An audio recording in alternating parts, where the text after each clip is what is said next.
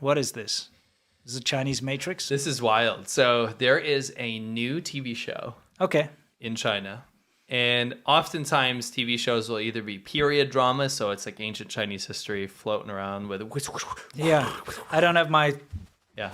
you always hear that cloth and they... And you get, the sword. like period dramas like that. And you also get anti-Japanese war Yeah, dramas. of But you also course. get normal dramas, Yeah. like normal, like that new one that came out that I had a mild critique of the other day, right?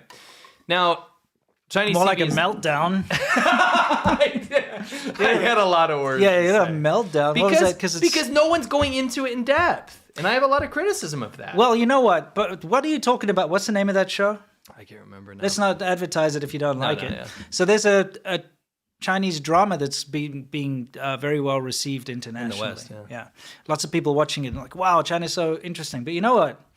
You can equate that drama with what we showed earlier with the fake photos of the oxen and the, because they set this idyllic picture of what China could be, but it's a fantasy. And it's a chock fairy tale. full of propaganda. That's my problem with it. And it's full of hollow acting. Yeah. Anyway, more importantly is Yes. this show that is now taking off and is quite well received in China. And it's China's attempt at a crime drama. Well, like a Law and Order. Kind of, yeah. You know how those are mad popular in CSI. America? Yeah. And in Korea as well, you get some It's of like those. Ice-T or whatever. You're basically friends with Ice-T, right? Pretty much. That's like a deep cut. Maybe in Shabbat we'll talk about. No, we gel. He We has a got the same relationship. vibe, dude. We got the vibe, He has a relationship I with share his Ice-T. ice-cold facts, you know what I'm saying? You've talked to him, right? Yeah, a couple times. Yeah, nice. I keep reminding him that he was in Tank Girl. And that, like, Rappin' Hood beat him in, like, what was that one? We Electric watched that. Boogaloo 3 or whatever? Rappin' 3. Yeah. Or was it, what is it called? Electric Beagle or something? Yeah, whatever. It was Rappin' 3. Yeah, but Rappin' 3, but what was the original? Breakin'. Oh, yeah, Breakin' 3. Rappin'. Yes. Electric Beagle or Just something. some shit. Anyway, and when Rappin' Hood beat him in a rap contest, I keep telling him that. He doesn't respond to that, though. But you've talked to him on other topics, but he always ignores that topic. Yeah, that one he will He doesn't never- want to remember Nope, that. Nope, no. Well, props to Ice-T. Yeah. I guess. I don't know. Anyway, he's in CSI something or other. He Anyway, keeps bragging about that it. has literally nothing to do with what I'm trying to talk about here. Sure. This is a bit of pop culture for you from China that has a very sinister twist. Yeah. Their big crime drama right now, which keep in mind, there's not a whole lot of crime dramas No. in China because that means you would expose the underbelly of Chinese society, right? Yeah. Chinese government doesn't like that. This crime drama, I kid you not, is on the premise of Xi Jinping's anti-corruption campaign. Right. And it's literally about going to find people that have been corrupt and how the central government supersedes over everything. So it's this bizarre facade where a lot of Chinese people are like, finally, a show is actually talking a little bit about the crime in China, like a little bit about the darker side. Yeah. But what it actually is yes, but those are local problems. And the Chinese government at the top, their anti-corruption police and Beijing and Xi Jinping, they're never wrong. The message of the show is that the CCP is infallible. Correct. And actually above all criticism. Yeah. And it's cementing that. Yeah. So that if there's any problems like protesters or local corruption or anything like this, and we watched an episode today, Yeah. Man, that was painful. that it I'll is never watch another one. that it is not the fault of the Chinese government. Yeah. And now there's this facade of being able to admit that China does have some problems, but it's never the problem of the central government. No, In it's fact, always a local yeah. issue. In fact, the central government will come to your rescue and take care of those local corrupt officials and Yes. make sure that they never, do that again. Yeah. Right? Throw them in jail. And it is such it's like a dystopian opposite of reality. Yeah. The corruption is there because of the central government. The most corrupt people in China are in the central government. Correct. It's why it operates like it does. Sure. In fact, China's anti-corruption campaign was literally for PR and to solidify Xi Jinping's rule. And it has, in fact, made it a more distilled corrupt country. Yes. I think any expert would agree, China is a much more corrupt country. Not on these local fringe levels, from the top. Sure. All power got distilled to Xi Jinping, and they now have pop show dramas about why Xi Jinping is so good. Yeah, it's crazy. Yeah, it's really, really crazy. Yeah, I remember watching a crime, like an attempted crime drama once many years ago in China, and I was sitting. They exist, but they're not. There's no. Yeah, but it was bad. So I was sitting there with my buddy, and we were having a foot massage. You know, there's like foot massage. You go there, and that was when I first got to China because it's so cheap. They're all over the place. You can go in. You know the ones where you look out onto the streets. Yeah, I'm not yeah. talking about dodgy ones. You go sit there, and they give you a foot massage. You know what I mean? Yeah. So you have a foot massage like 35 RMB for like 40 minutes or something. It's I like, could never do it. I just don't like the feeling. You don't like foot massages? I absolutely hate it. Horrible feeling. Weirdo. Yeah. It's like, come on. I hate it. I never did it. It's a fun, Actually, really? I tried. My wife tried to take me to one, and I couldn't do it.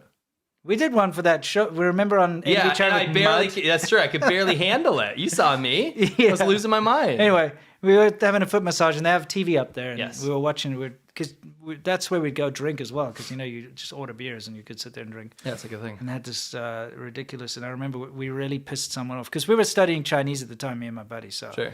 we were like narrating what was going on, and this guy like was driving a real shit, those like little VW Jetta type things they've got there. Those And boxy ones. Yeah, and he like turned and it like overturned and it was like skidding around. We were narrating it. Like, oh, 我不知道怎么开车，我第一次开车，哦，这个档这个用的, that kind of thing. We're just taking the piss out of it. And this like big Dongbei kind of guy nearby, he got up and he like swore at us and he's like, shut the fuck up, basically. Oh, wow.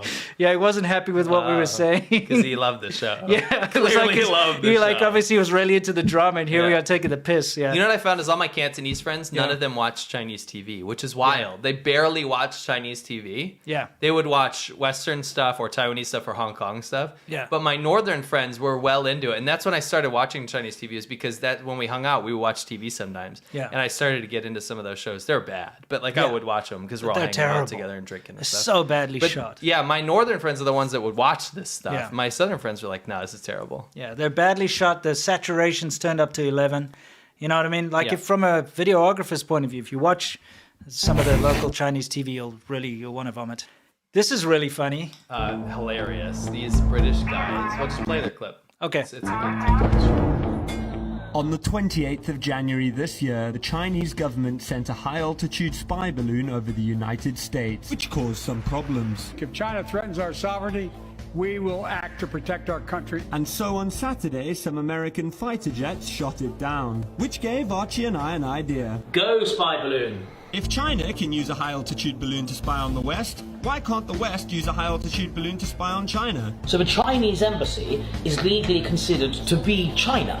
But we'd still need a giant high-altitude balloon, a lot of helium, and a spy camera. We're going to fly a very small weather balloon over the Chinese embassy. The answer is potentially your issues, yes. Archie decided the lawyer was expensive and boring, so ignored him and bought some massive weather balloons off eBay anyway. Then headed to a shop to buy the helium we'd need. This is a normal balloon. What we've got is not a normal balloon. We bought some ropes and did a trial run with our backup balloon. An Archie spy balloon. I gotta take say, one. there's potentially a lot of issues with what It's they're time doing. to go to here. China. It is what it is. I'm just saying, like, yeah. Hey, don't discourage them. The Okay. moment had come to spy on the embassy of the People's Republic of China. Yeah, this is pretty dangerous.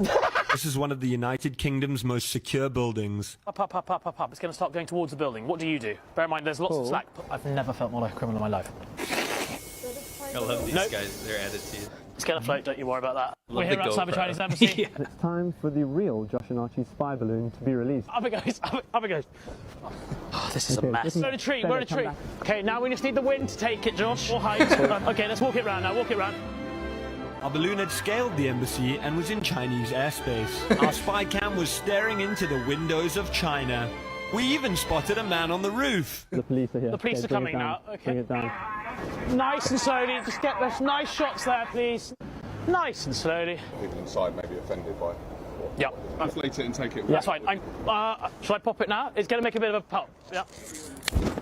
Done. We know nothing about global politics, but we do know that if the world's largest country invades your nation's airspace with a giant spy balloon, it's not that hard to send your own giant spy balloon back into theirs. Just try not to get arrested. Yeah, I think mean, that was great. I think it's funny. I think what they That's did was awesome. funny. It's in a little bit of hypocrisy from China or from anyone to say someone will be offended by this. Get out of here. Yeah, I suppose so. They did Go do home. it first. Yeah. Yeah.